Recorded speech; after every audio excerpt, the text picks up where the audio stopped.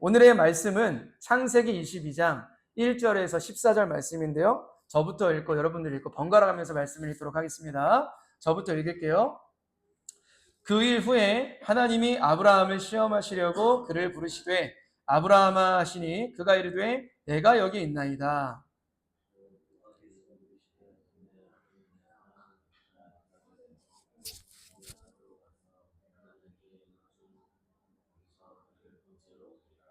아브라함이 아침에 일찍 일어나 나귀의 안장을 지우고 두 종과 그의 아들 이삭을 데리고 번제에 쓸 나무를 쪼개어 가지고 떠나 하나님이 자기에게 일러주신 곳으로 가더니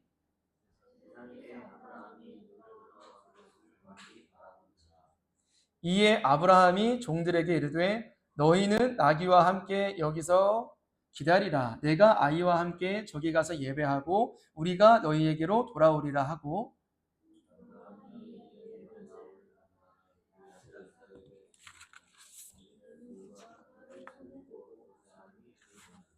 이삭이 그 아버지 아브라함에게 말하여 이르되 내 아버지여 하니 그가 이르되 내 아들아 내가 여기 있노라. 이삭이 이르되 불과 나무는 있거니와 번제할 어린 양은 어디 있나이까.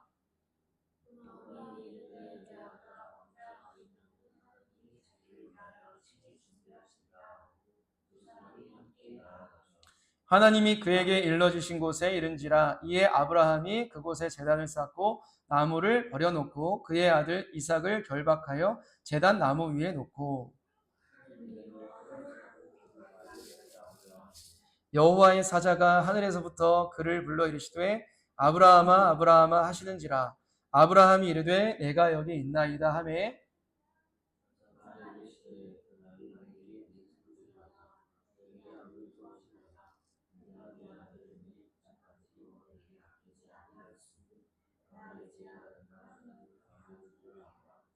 아브라함이 눈을 들어 살펴본즉 한 순양이 뒤에 있는데 뿔이 숯불에 걸려 있는지라. 아브라함이 가서 그 순양을 가져다가 아들을 대신하여 번제로 드렸더라. 아브라함이 그 땅 이름을 여호와 이레라 하였으므로 오늘날까지 사람들이 이르기를 여호와의 산에서 준비되리라 하더라. 아멘. 자, 오늘의 말씀은 마지막 시험이에요. 자, 오늘은 아브라함에 대한 마지막 말씀인데요. 말씀의 제목도 마지막 시험입니다. 자, 아브라함의 삶에 앞으로도 시험이 계속될 거예요. 크고 작은 어려운 일들이 계속될 건데 왜 마지막 시험이라는 제목을 붙였냐면 독자인 우리가 기억할 수 있는 아브라함에게는 가장 큰 시험으로서는 마지막일 거다 라는 생각이 들었기 때문입니다. 모태신앙이거나 여러분 다 모태신앙인가요? 자, 모태신앙이거나 성경을 조금 읽어본 분들에게는 오늘의 본문이 그렇게 충격적이지 않을 수 있는데 그 이유가 뭐냐면 너무 많이 들었기 때문이에요. 잘 알고 있기 때문에 주일학교 때에도 많이 듣는 말씀이잖아요. 그러나 이런 이야기, 오늘의 이야기를 처음 듣는 분들에게는 이 이야기가 이해되지 않는 말씀일 수가 있어요. 이게 무슨 말씀이야 도대체. 이게 상식적으로 가당키나 하나. 이성적으로는 이해할 수 없고요. 아브라함도 이 시험을 도저히 감당할 수가 없을 만큼 말도 안 되는 시험이라고 할 수 있어요. 말이 됩니까 오늘의 시험이? 아는 분들은 아시다시피 말이 안 되잖아요. 오늘 여러분들이 이 말씀을 쭉 들어보시면 마음이 불편해지는 지점이 있을 거예요. 장담하는데 불편해지는 지점이 있습니다. 사람이라면. 하나님이 도대체 왜 이러나? 왜 이상한 이런 시험을 하시나? 라는 생각이 들 수 있다는 거예요. 한번 오늘 말씀을 끝까지 들어보시고 하나님께서 이 시험을 허락하신 의도, 왜 허락하셨을까? 그 하나님의 깊은 마음을 한번 헤아려 보시기를 원합니다. 깨닫게 되시길 축복해요. 자, 아브라함과 사라가 하나님의 은총으로 자녀 누구를 낳냐? 이삭을 낳게 돼요. 이삭의 이름의 뜻을 아십니까? 웃음이죠. 하나님께서 웃음을 주셨다는 거, 이 노년에 웃음을 주셨다는 의미로 이삭을 낳았어요. 아브라함의 나이 100살 때, 사라의 나이 90살 때, 이 이삭을 낳았어요. 얼마나 귀했을까요? 너무나 귀했을 거예요. 하나님의 약속이 이루어졌다는 거죠. 그래서 그들의 신앙은 한층 깊어졌을 거예요. 아, 진짜 주셨구나. 말도 안 되는 상황 속에서 말도 안 되는 연령에 하나님이 주셨다라는 그 믿음이 자라났을 거예요. 그리고 어떤 게 부끄러웠을까요? 아, 하나님이 진짜 약속을 지키실 건데 내가 지금까지 살아오면서 하나님을 불신하며 살아왔구나. 이러면서 하나님을 불신해서 했던 행함들, 불신의 열매들이 있었지 않습니까? 그런 것들을 떠올리면서 하나님 앞에 반성했을 것 같아요. 부끄러웠을 것 같아요. 그러면서 아브라함은 지난 과거를 떠올리며 내가 이제부터는 어떤 상황 속에서도 하나님의 약속을 의심하지 않으리라. 믿으리라. 순종하리라. 이렇게 굳게 다짐했을 것 같습니다. 자, 그렇게 아브라함과 사라 이 부부는 이삭을 키우면서 아주 행복한 삶을 살아갔을 걸로 예상이 돼요. 그리고 이삭이야말로 아브라함에게 있어서 삶의 유일한 낙이었을 거예요. 그런 얘기 하잖아요. 할머니, 할아버지들이 손주를 봤을 때, 야, 내 삶의 낙은 얘밖에 없어. 우리 손녀밖에 없어. 손자밖에 없어. 이런 얘기 심심하게 하지 않습니까? 할머니, 할아버지들이. 그런 것처럼 노년에 얻은 이 아들, 아직 손주는 없잖아요. 그래서 이 아들을 보면서 아브라함에게는 나의 삶의 전부야. 내가 얘 때문에 살아. 내 삶이 이 아이로 인해 지탱이 된다. 내가 얘 때문에 하루하루 웃음꽃이 핀다. 이런 이야기를 했을 걸로 예상이 되지 않습니까? 아브라함의 입장에서 보면요. 왜냐하면 아브라함과 사라는 이제 물질이 차고 넘쳐요. 이미 굉장히 많은 거부가 되어 있습니다. 그리고 족장으로서 많은 사람들에게 존경받고 있어요. 물질도 얻었죠. 존경도 받고 있죠. 아이가 없었잖아요. 근데 아이를 얻어보니 이제 삶의 모든 것이 이 아이에게 포커스가 맞추어졌다는 거예요. 그렇게 이런 말을 했을 것 같아요. 나는 이제 이삭이 잘 자라서 나의 대를 이어주기만을 바란다. 나의 여한이 없다. 이런 생각을 했을 것 같아요. 한마디로 이삭은 아브라함에게 보물단지예요. 전부입니다. 그리고 시간이 흘러가면 이 사실을 잊었을지 모릅니다. 이삭이 궁극적으로는 누구의 것입니까? 아시잖아요. 이삭이 누구의 것입니까? 아브라함의 거예요? 하나님의 것이죠. 궁극적으로는 하나님의 소유입니다. 저도 그렇고요. 저희 아이들도 하나님의 것이에요. 여러분들은요? 여러분들도 하나님의 것입니다. 여러분 나중에 낳을 자식도 궁극적으로는 하나님의 것입니다. 근데 아브라함은 차츰차츰 이 사실을 잊어갔을지 몰라요. 왜요? 내 것 같아요. 내 소유물 같아요. 내 삶의 전부를 걸어도 아깝지 않은 자식이에요. 이런 생각했을 것 같아요. 자, 사람은요, 내 거라고 생각하는 순간 어떻게 되냐면 그게 귀중하다면 점점 집착하는 마음이 생겨요. 내 거일 때. 여러분 그런 경험 안 해보셨어요? 별로 귀중하지 않은 게 내 거일 때는 별로 그 생각 안 하는데 정말 내가 갖고 싶었던 거를 내가 소유했을 그것에 대한 집착하는 마음이 없습니까? 그게 사람이 될 수도 있고요. 물건이 될 수 있고요. 물질이 될 수 있고요. 여러 가지 될 수가 있습니다. 그리고 내 거라고 생각하는 그 무언가를 오랜 시간 집착하다 보면은 어느새 그것이 내 마음이 무엇으로 바뀌냐면 우상으로 바뀌어버려요. 어느 순간. 남자들은 어떤 게 우상이 쉽게 되죠? 뭐 여기 안 그럴 수도 있지만 자동차가 우상이 되는 경우가 허다하죠. 그렇죠? 그리고 또 뭐가 될 수 있습니까? 열심히 운동을 하는 분들은 내가 열심히 키운 맞죠? 현빈이는 안 그렇겠지만 다른 남자들은 그런 사람 있죠. 조금이라도 내가 뭐라고 하죠? 뭐가 떨어지면 안 된다? 뭐가 막 이렇게 손실되면 안 된다? 큰 손실이 되면 큰일 난다라고 생각하면서 우상으로 여길 수도 있잖아요. 여성분들은 또 제가 여성한테 잘 모르겠지만 여성분들에게도 쉽게 우상이 되는 무언가가 있을 걸로 예상이 됩니다. 자, 보편적으로 사람들이 집착하고 우상화시키는 것은 크게 4가지가 있는 것 같아요. 첫째 뭘까요? 소유물. 뭐 비싼 물건뿐만 아니라 낡은 신발이나 특별한 기념품 같이 좀 저렴한 것들도 내 우상이 될 수도 있어요. 내가 애지중지하는 어떤 물건이 될 수도 있죠. 자, 두 번째는 여러분들이 공감할 것 같기도 한데 우리의 직업이나 경력이 될 수도 있습니다. 내가 열심히 얻게 된 직장, 직업, 그리고 내가 쌓아올린 경력이 나의 우상이 될 수 있다는 거예요. 누군가에게 이것은 소명일 수 있죠. 때문에 사람들은 나의 경력이 흔들리면 곧 어쩔 줄 몰라 하는 것들을 많이 봅니다. 목사의 세계도 똑같아요. 내가 어떤 교회에서 사역을 얼마만큼 했는가라는 이력, 그리고 내가 사역을 하면 어떠한 성과를 냈는가에 대한 것이 어떤 목사님들께는 집착하는 영역일 수가 있거든요. 저 또한 그런 유혹에 빠질 수 있는 목사 중에 한 명이겠죠. 여기 계신 분들은 젊은 분들이기 때문에 직업과 경력을 놓치는 것이 얼마나 안타까운 일인지 잘 알고 계실 겁니다. 오해하지 마십시오. 소유물이 악한 건 아닙니다. 직장과 경력이 악한 것이 아니에요. 그것이 우상이 될 수 있다는 것을 말씀드리고 있는 거예요. 자, 세 번째는 뭐가 될 수 있을까요? 우리의 꿈. 꿈 또한 우상이 될 수 있어요. 꿈은 좋은 측면이 많아요. 우리의 어려운 시기를 이겨내게 하는 힘이 되죠. 내가 저 꿈을 바라보며 지금 더럽고 치사한 일도 볼 수 있지만 그 꿈을 바라보며 견디게 하는 원동력이 될 수 있어요. 하지만 많은 사람이 성공 또는 업적에 너무나 열중한 나머지 그것만 바라보다가 너무나 많은 것을 놓치기도 하죠. 그것만 쫓다가 정작 중요한 것들을 놔버리는 것이죠. 그 하나의 성공을 이루었을 때 비로소 내가 이것을 얻느라 또 다른 중요한 것들을 잃었구나 를 깨닫게 되는 지점이 분명히 있습니다. 그 중에 하나는 뭐냐면 여러분 우리는 그리스도이니까 하나님과의 관계일 수도 있어요. 그것을 얻느라 하나님과의 관계는 뒷전이 되는 것입니다. 솔직히 우리의 속마음을 들여다보면 하나님과의 관계를 좀 쉽게 생각하는 경향이 있어요. 가볍게. 일단 내가 분주하고 바쁜 일부터 나의 꿈을 위해 그것을 위해 달려가기 위해서는 어쩔 수 없어. 나중에 여유가 생겼을 때 다시 하나님을 찾아보자. 지금은 너무나 분주하게 어쩔 수 없고 때가 되면 열심히 신앙생활해서 다시 회복하면 되지. 그런데 여러분 하나님은 물건이 아니에요. 내가 바쁠 때는 여기다 치워놓고 필요할 때는 다시 마음껏 꺼낼 수 있는 그런 가벼운 존재가 아니라는 것이에요.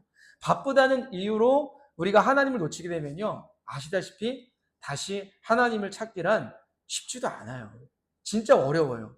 설령 다시 하나님을 내가 찾는다 해도 좀처럼 예전의 그 신앙이 회복되지 않는 경우가 많습니다. 이거 많이 저도 경험해 봤거든요, 진짜로. 여러분들은 어떠세요? 경험해 보셨죠? 나중에 꺼내면 되지 했다가 안 되는 거예요, 신앙 회복이. 물론 하나님은 하나님을 간절히 찾는 자들에게 긍휼을 베푸시는 것 맞아요. 성경에도 그렇게 써 있고요. 그런데 그 회복되는 과정과 기간이 만만치가 않다는 것 또한 우리가 기억하면 좋겠어요. 아무리 분주하고 바쁜 일상 속에서도 우리가 생존을 위해서 운동도 하고 밥도 먹고 숨을 쉬듯이 우리의 영적 생명이 달려있는 예수님을 놓치지 않기를 원합니다. 무엇 때문에? 분주하다는 이유로. 나의 꿈 때문에 달려가느라 주님을 놓치지 않기 원해요. 네 번째 뭐가 될 수 있을까요? 마지막 한 가지를 얘기하려고 하는데 그것은 관계가 될 수도 있다는 거예요. 관계. 인간관계죠. 우리의 부모님, 배우자, 자녀, 애인, 친구들이 우리의 우상이 될 수 있어요. 살다 보면 관계로 인해서 너무나 힘들어하는 사람들을 볼 수가 있습니다. 저도 힘들어 봤고 여러분도 힘들어 보셨죠? 관계로 인해서.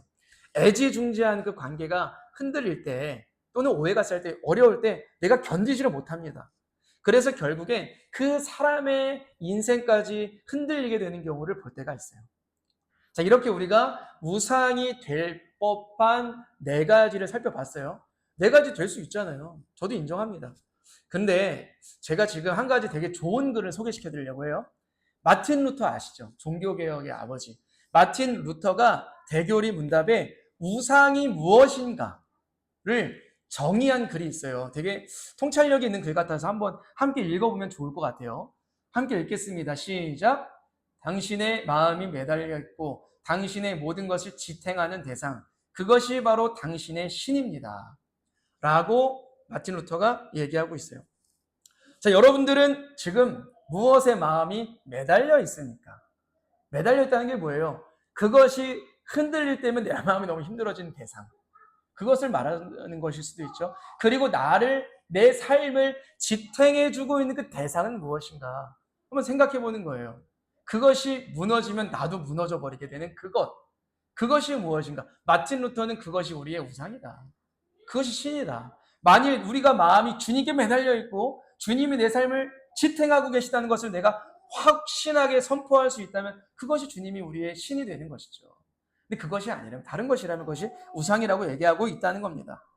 자, 그러면 이제 다시 아브라함의 이야기로 돌아와 볼게요. 다시 돌아오는 거예요.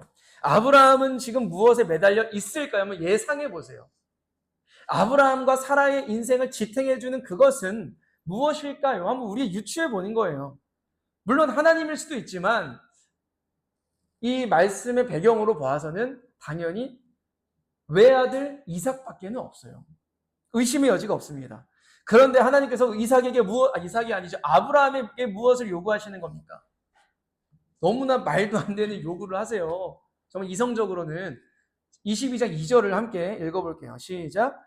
내 아들, 내 사랑하는 독자 이삭을 데리고 모리아 땅으로 가서 내가 내게 일러준 한 산 거기서 그를 번제로 드리라. 아멘. 자, 하나님의 말씀 가운데 별로 설명이 없어요, 사실은. 하나님은 그럴 때가 많아요. 보시기에 한번 그 아담에게 하나님께서 선악과 먹지 말라고 하셨잖아요. 기억을 더듬어 보세요. 이유 설명하셨어요? 왜냐하면 네가 먹는 날에는 네가 어떻게 되고 네가 선악을 분별하게 되는데 네가 어떻게 교만하게 되고 어떻게 되기 때문에 먹지 마라. 라는 부연 설명이 거의 없어요. 그냥 네가 그거 먹는 날엔 정령 죽으리라. 이런 것밖에 없다라는 거예요. 하나님께서 우리에게 무엇떠한 순종을 요구하실 때에는 부연 설명이 별로 없을 때가 있어요. 왜 그럴까요? 여러 가지 이유가 있을 수 있지만 하나님께서 우리에게 어떠한 순종을 요구하실 때 인간의 측면에서는 이해할 수 없는, 하나님이 설명하셔도 우리가 알아들을 수 없는 영역이 있는 것 같아요. 또는 급하실 때, 하나님께 촉박하실 때는, 예를 들어서 저희 자녀가, 우리 아이들이 무언가를 위험한 장난을 하려고 할 때 야 그만해, 하지 말라고 빨리 말을 해야지. 있잖아요. 하지 말아야 되는데 왜냐하면 이것 때문에 너는 지금 멈춰야 돼 라고 말하기 이전에 그냥 하지 말라고 순종을 요구할 때가 있는 것처럼, 하나님께서 어떠한 순종을 요구하실 때는 부연 설명시 일단은 멈춰라, 일단은 해라 라고 하실 때가 있는 것 같습니다. 또는 이런 것도 있는 것 같아요. 설명이 없어도 내가 알 때, 하나님께서 나에게 이런 순종 요구하시는 거는 나에게 이런 부분이 있다는 걸 나도 뻔히 알 때, 그럴 때 부연 설명이 없는 것 같기도 해요. 근데 모르겠어요. 아브라함에게 부연 설명이 없던 이유 확연히는 모르겠지만 아브라함도 알았을 수도 있는 순종일 수도 있어요. 왜요? 아브라함의 인생에 이삭이 전부가 되었을 수도 있고, 또는 하나님께서 무언가를 의도하신 걸 수도 있는데 그 의도는 우리가 한번 살펴보기 원한다는 거예요. 그 의도, 부연 설명이 없었던 것은 확실히 모르겠지만 하나님의 의도는 한번 알아봤으면 좋겠는데 쭉 살펴볼게요. 자, 하나님께서 말씀하셨어요. 너의 사랑하는 독자 외아들 이삭을 번제로 드리라. 번제가 뭔지 아세요? 각을 떠서 죽여서 불살라 드리는 거예요, 하나님께. 되게 끔찍하죠. 잔혹하죠. 이때 이삭의 나이가 추정하기로는 15세에서 30세 사이일 것으로 추정을 합니다. 자, 하나님의 요구를 들은 아브라함의 마음이 어땠을 것 같아요? 상상조차 못하겠죠. 왜 내가 이 귀한 자식을 하나님께 바쳐야 되는가? 이삭이 죽으면 어찌 이삭이 하나님이 약속하신 자손을 낳을 수 있겠는가? 어떻게 하나님이 가증스러운 이방인들의 제사를 요구하시는가? 인신 제사를 요구하시는가?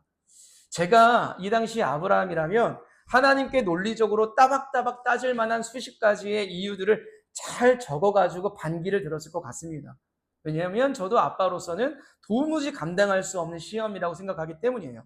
하지만 아까 우리가 말씀해 드렸다시피 아브라함이 주저하거나 반대하거나 따지거나 흥정을 하거나 간청을 하거나 늦추는 그러한 말이 전혀 없어요. 그냥 그저 아브라함이 그 다음날 아침에 일찍이 일어나서 이동했다고 해요. 번제드릴 장소로 이동했다고 합니다. 아브라함이 이른 아침 어수룩한 때에 자고 있는 이삭을 흔들어 깨웁니다. 그리고 땔감을 나귀의 등에 실어요. 그 땔감이 뭐예요? 이삭을 번제로 바칠 땔감이죠. 그리고 2명의 종을 데리고 이동합니다. 이때 이삭이 알았을까요? 몰랐을까요? 몰라요. 알 수가 없습니다. 왜 나를 데리고 가지? 그냥 제사 드리러 가나? 이 정도죠. 자, 아브라함과 이삭 그리고 2명의 종들이 번제로 드릴 나무를 가지고 이동을 했고요. 그 이동 시간이 길어요. 며칠 걸었을까요? 3일 동안 걸어갑니다. 여러분 상상해 보세요. 3일 동안 아들 이삭을 데리고 가는 아브라함의 마음, 3일 동안 아브라함의 마음은 지옥, 그야말로 말도 안 되는 갈등의 연속이었을 거야. 지금이라도 도망갈까? 이삭한테 몰래 알려줘가지고 도망치게 만들까? 그냥 불순종할까? 그냥 하나님 떠날까? 그냥 이번 한 번만 눈 딱 감고 그냥 내 마음대로 해볼까? 이러한 수많은 생각을 하면서 발걸음은 앞으로 향합니다. 엄청난 갈등과 어려움이 있었을 걸로 예상이 되죠. 상식적으로 이성적으로 말이 안 되잖아요. 이 지점 여러분들 마음이 편해요, 불편해요? 이성을 갖고 계신 여러분들은 당연히 불편해야만 합니다. 하나님 너무 잔인하시네, 비이성적이시네, 어떻게 시험이랍시고 인신제사를 요구하시나, 그런 생각을 드신다면 여러분들은 정상적인 사고방식을 갖고 계신 분들이에요. 저도 그런 생각 들거든요. 그래도 한번 여러분 끝까지 말씀을 들어보시면서 그 오해를 풀어보시기를 원합니다. 자, 이제 그들이 3일을 걸어서 목적지 근처까지 다 왔습니다.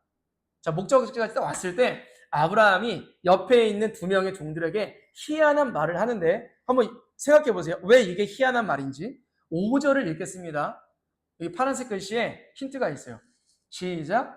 이에 아브라함이 종들에게 이르되 너희는 나귀와 함께 여기서 기다리라. 내가 아이와 함께 저기 가서 예배하고 우리가 너희에게로 돌아오리라 하고. 자, 여러분 좀 이상한 부분 없어요? 지금 종들은 밑에 가만히 멈추고 아브라함과 이삭만 번제 드릴 곳으로 올라가는데 다시 또 내려오겠죠. 누구만 내려와야 정상입니까? 아브라함만 혼자 내려와야 정상이. 이삭은 죽어진 상태여야죠. 그런데 아브라함이 뭐라고 하냐면 우리가 내려올 것이다. 이 아브라함이 아무 생각 없이 우리라 그랬을까요? 그냥 너무 덥고 힘들고 짜증나서 막 마음이 어려워서 아무데 우리가 내려올 거야 라고 했을까요? 그냥 그들을 속이려는 마음이었을까요? 종들을?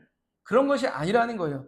의미가 있다는 거예요. 복수형을 써서 다시 돌아오지 못할 이삭을 포함시켜서 다시 내려올 것이다 라고 말하는 데에는 이유가 있다는 거예요. 히브리서 저자가 이 본문에 대해서 설명을 해요. 히브리서는 어디 말씀이에요?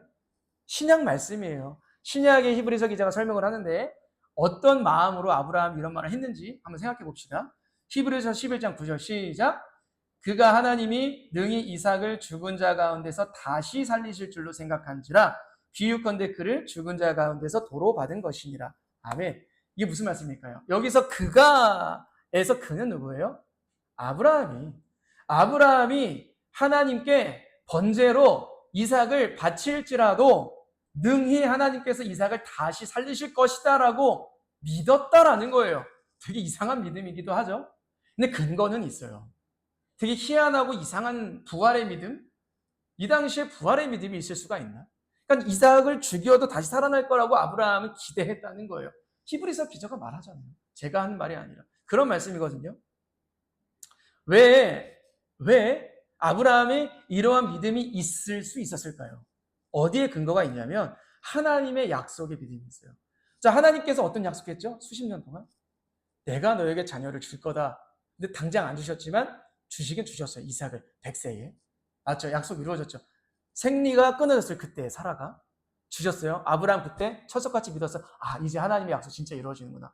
근데 하나님은 이삭을 통해 또 자녀를 낳게 하셔야 돼요. 그래야 대대손손 대가 이어져요. 근데 하나님이 이삭을 바치라고 하셨어요. 이상해요. 뭐지? 모순인데 하나님은 이삭을 통해 자녀를 대대손 주신다고 했는데 왜 또 바치라고 하시나? 이상하네. 이 약속이 상충이 되네. 그러면 아브라함 생각하는 것이죠. 아, 하나님의 약속이 이루어지려면 이삭은 죽지 않을 것이다. 내가 죽일지라도 하나님은 다시 이삭을 살리실 것이다 라는 그러한 하나님에 대한 기대와 믿음이 있었다라고 히브리서 기자가 얘기를 하는 거예요. 지금 아브라함은 뭘 아냐면 하나님의 성품을 이해했어요. 드디어. 여러분 하나님의 마음을 이해하십니까? 여러분들의 때때로 고난과 시험이 올 때 하나님의 그 마음을 헤아려 본 적이 있으세요? 되게 어려운 거거든요, 사실은. 되게 어려운 거예요. 여러분들의 부모님이 여러분들 가운데 어려움을 뭐 지금은 안 주겠지만 어렸을 때 시험과 같은 그런 상황을 줄 때가 있잖아요. 근데 성숙하면 성숙할수록 여러분들은 부모님과의 관계가 어렵고 힘든 요구사항이 있지만 헤아리게 돼요. 마음이 성숙해질수록 부모님과 관계가 더욱더 돈독해질수록 그래 부모님이 이런 이유가 있기 때문에 나에게 이런 상황을 주실 거라는 마음 헤아리게 되잖아요. 아브라함도 굉장히 미성숙한 사람이었는데 세월이 흘러갈수록 하나님의 마음을 헤아리기 시작하고 그 마음의 의중과 의도를 파악하기 시작했다는 거예요. 아브라함이 이 하나님의 성품과 하나님의 약속을 신뢰하지 못했다면 과연 이삭을 드릴 수 있었을까요? 저로서는 못 드렸을 것 같아요. 하나님의 성품과 하나님의 약속을 몰랐다면 이삭을 드리려고 하는 깡다구가 없지 않았을까? 라고 생각을 합니다. 그럼에도 우리가 간과해서 안 될 것은 아브라함 하나님이 다시 주실 걸 믿고 그냥 바친 거네. 어려움이 없는 거네. 라고 생각해서는 안 돼요. 진짜 바칠 걸로 순종하기 위해서 갔다라는 것 또한 우리가 잊어서는 안 됩니다. 그 약속 붙들고 올라가는 거예요. 이삭을 바치기 위해. 그리고 아브라함은 여러분 이게 중요한 이야기인데 기억하세요. 나귀에 실려있던 번제 나무를 이삭의 등에 실어다가 모리아 산으로 올라갑니다. 이삭은 자기가 번제를 당할 그 나무를 등에 메고 짊어지고 올라갔다라는 사실을 기억하셔야 됩니다. 자, 올라가는 도중 아브라함의 손에는 뭐가 있냐면 이삭을 죽일 칼과 불이 있어요. 칼과 불. 얼마나 집어 던지고 싶었을까요? 아들을 이걸로 죽여야 되는데. 자, 올라가는 도중 아들 이삭이 아버지에게 질문합니다. 아빠, 불과 나무는 있네요. 근데 번제할 어린 양은 어디 있어요? 번제로 드릴 제물은 어디 있습니까? 이삭은 아직도 자기가 제물이 될지를 모르고 있습니다. 그때 아브라함의 대답이 되게 오묘한데 한번 생각해 보세요. 대답이 이상하다는 걸 눈치채셔야 돼요. 22장 8절을 읽겠습니다. 시작.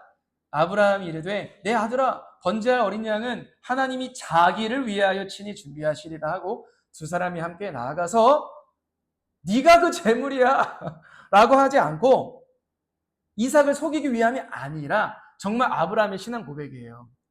아들아, 번제할 어린 양은 하나님이 준비할 것이다. 근데 이상한 말씀이 있어요. 누구를 위하여 준비하신대요? 자기를 위하여. 여기서 자기가 누구예요? 하나님. 하나님이 자기 자신을 위해서 어린 양을 준비할 거야 라고 아브라함의 마음 가운데 믿음이 있었다는 거예요. 그러면 왜 하나님이 자기 자신, 하나님을 위해서 어린 양을 준비해야 될까요? 생각해 보세요. 왜요? 하나님이 하신 약속을 위해서. 하나님이 이삭을 통해도 자녀를 주셔야 됩니다. 이삭을 통해도 야곱을 주셔야 되는 거예요. 그러면 자기를 위해 하나님의 약속을 위하여 하나님이 스스로 너 대신 번제로 바칠 무언가를 준비하실 거야 라고 아브라함이 고백하며 올라갔다라는 거예요. 계속 아브라함은 마음속 한켠에 기대하고 있는 거예요. 하나님의 뜻은 이루어진다. 그럼 번제는 드리는 것은 무언가 상충이 되게 하나님이 일하실 거야 라는 믿음으로 올라가는 거예요. 자, 그렇게 아브라함과 이삭이 번제단에 도착을 합니다. 이삭이 죽어질 그곳에 도착을 해요. 그곳에 이제 이삭이 들고 있었던 나무를 벌려 놓기 시작해요. 그리고 어떻게 되냐면 결박을 하는 거예요. 이삭은 100세가, 이삭이 아니죠. 아브라함은 100세가 훨씬 넘었을 때이고요. 이삭의 나이가 청소년, 청년 시기예요. 도망갈 수 있습니까? 없습니까? 도망갈 수 있어요. 그러면 결박을 당해준 걸까요? 당한 걸까요? 충분히 당해준 거라고 생각할 수가 있죠. 아무런 저항 없이 결박을 당하는 거예요.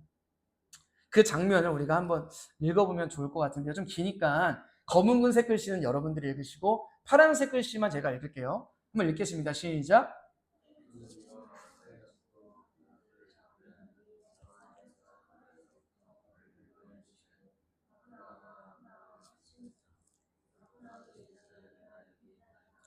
사자가 이르시되 그 아이에게 내 손을 대지 말라. 그에게 아무 일도 하지 말라. 네가 내 아들 내 독자까지도 내게 아끼지 아니하였으니 내가 이제야 네가 하나님을 경외하는 줄을 아노라. 자, 여러분, 진짜 아브라함이 이삭을 죽이려던 찰나에 누가 나타났대요? 하나님이 나타났대요? 아니면 여호와의 사자가 나타났대요? 첫째 줄 보시면 여호와의 사자가 나타났습니다. 그래서 손을 대지 말라고 말을 해요. 이렇게 말해요. 하나님이 말한 게 아니라 여호와의 사자가 네 아들, 네 독자까지도 내게, 여호와의 사자가 내게 아끼지 아니하였으니 내가 이제 네가 하나님을 경외하는 줄을 아노라. 생각해 보세요. 이 말을 한 대상이, 존재가 천사라고 생각하면 이상해요, 안 이상해요? 이게 천사라고 생각하시면 생각해보세요. 이상해요, 안 이상해요? 이상하죠. 천사가 왜 이런 얘기를 해요? 천사는 천사인데. 그러면 이 여호와의 사자를 누구로 유추할 수 있을까요? 하나님은 아니에요. 천사도 아니에요. 누굴까요? 구약에 등장한 성자 하나님, 그러니까 예수님이라고 우리가 충분히 유추할 수 있는 거예요. 그러니까 여호와의 사자로서 예수님이 등장하셔서 네 아들, 네 독자까지도 내게 아끼지 않았대요. 천사가 뭔데 내게라 그래요? 그러니까 하나님과 동등하신 성자 하나님, 예수님으로 우리가 유추할 수가 있다라고 하는 거예요. 자, 예수님이 나타나 이삭에게 손대지 말아라, 죽이지 말아라 라고 말씀하십니다. 자, 여기까지 들으며 이제 여러분들 다 말씀을 아시니까 얘기해 볼게요. 여기까지 들으면서 미래에 있을, 이때로부터 수천 년이 흐른 뒤에 있을 한 가지 사건이 떠오르지 않아요? 여러분, 어떤 사건이 오버랩되지 않습니까?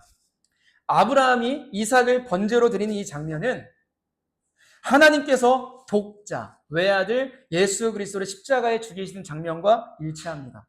한 가지 다른 것이 있어요. 이삭은 죽지 않았어요. 안 죽었지만 예수님은, 하나님의 아들 예수님은 진짜로 죽으셨다라는 것이 차이점이에요. 참 놀라운 것은 이삭이 자신의 등에 번제나무를 지고 올라간 장면과 예수님이 십자가 나무를 등에 지고 올라간 장면이 똑같은데 왜 똑같냐면 장소가 똑같아요. 모리아 산이라고 구약에 나오는데 이 모리아 산은 신약으로 넘어가면 히브리어로 골고다라고 해요. 골고다에서 예수님이 자기 십자가를 지고 군병들을 쫓아 올라가십니다. 요한복음 19장 17절과 18절에서 그렇게 말씀하는데요. 함께 읽겠습니다. 시작. 그들이 예수를 맡음에 예수께서 자기의 십자가를 지시고 해골, 히브리 말로 골고다라고 하는 곳에 나가시니 그들이 거기서 예수를 십자가에 못 박을세. 자, 여러분, 이삭이 번제나무를 지고 직접 모리아 산으로 올라갔던 것처럼 예수님도 자기의 십자가를 지고 모리아 산과 동일한 그 골고다 언덕을 올라가셨습니다. 그리고 이삭이 아브라함에게 저항 없이 결박을 당했듯 예수님도 내려오실 권세가 있었음에도 아무런 저항 없이 어린 양과 같이 십자가에 매달려 죽으셨다라는 거예요. 자, 여러분, 이제 여러분이 생각해 보시는 거예요. 하나님은 왜 아브라함에게 이러한 시험을 요구하신 걸까요? 물론 말씀에 적혀 있듯 정말 아브라함이 하나님만을 경외하고 하나님을 정말 주인으로 섬기고 있는가를 보기 위함도 있었겠지만 그보다 중요한 것은 이때로부터 2000년 후에 하나님께서 독생자 예수님을 인류를 위하여 친히 죽이실 것을 아브라함에게 미리 보여주신 것이고 성경을 앞으로 읽을 모든 독자들을 위해서 예수님의 십자가의 죽음을 구약에 예표하신 사건이라는 것입니다. 우리는 아브라함에게 요구하신 하나님의 그 순종한 요구 사항이 너무나 부당해 보였고 비상식적으로 보였고 이성적으로 납득할 수가 없었습니다. 하나님도 아브라함의 그런 요구를 하시며 말도 안 되는 요구라는 것을 알고 계셨을 것입니다. 그런데 하나님은 세상을 사랑하사, 즉 저와 여러분들을 너무나 사랑하사 그런 부당해 보이고 말도 안 돼 보이고 감당할 수도 없는 비이성적인 일을 하나님은 하셨다라는 거예요. 외아들 독자 예수 그리스도를 십자가에 못 박게 하시며 하나님은 하셨다라는 거예요. 이삭은 살았어요.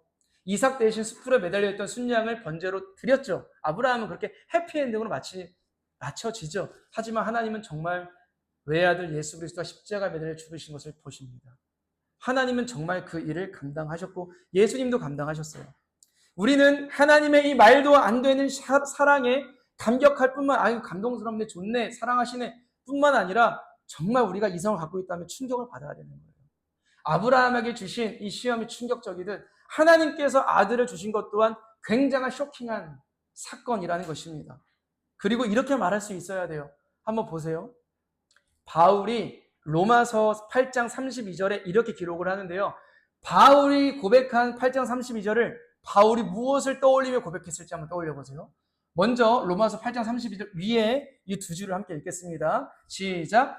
자기 아들을 아끼지 아니하시고 사람을 위하여 내주시니가 어찌 그 아들과 함께 모든 것을 우리에게 주시지 아니하겠느냐. 자, 이 바울이 기록한 로마서 말씀을 바울이 무엇을 따서 기록한 걸까요? 창세기 22장 12절을 읽겠습니다. 시작.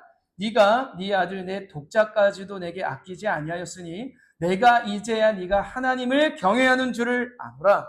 아멘. 예수님이 아브라함에게 이렇게 말씀하신 거예요. 여기서 보면 구약에 등장하신 예수님이 아브라함아 네가 너의 독자까지도 내게 아끼지 아니하였으니 아브라함아 네가 나를 정말 경외하고 네가 나를 사랑하는 줄을 알겠다라고 예수님이 구약에서 말씀하셨어요. 그러면 바꾸어서 우리도 하나님께 이렇게 말할 수 있어야 돼요. 어떻게요? 하나님께서 독자 예수 그리스도를 우리에게 아끼지 아니하신 것을 보니 정말 하나님께서 나를 사랑하시는 줄을 내가 알겠습니다. 라고 우리는 바꾸어서 하나님께 고백할 수 있다는 사실입니다. 하나님의 사랑은 십자가에서 절정이었고 독자 예수 그리스도를 주신 사건이 우리에게 보여주신 하나님의 놀라우신 엄청난 사랑의 표징이라는 거예요.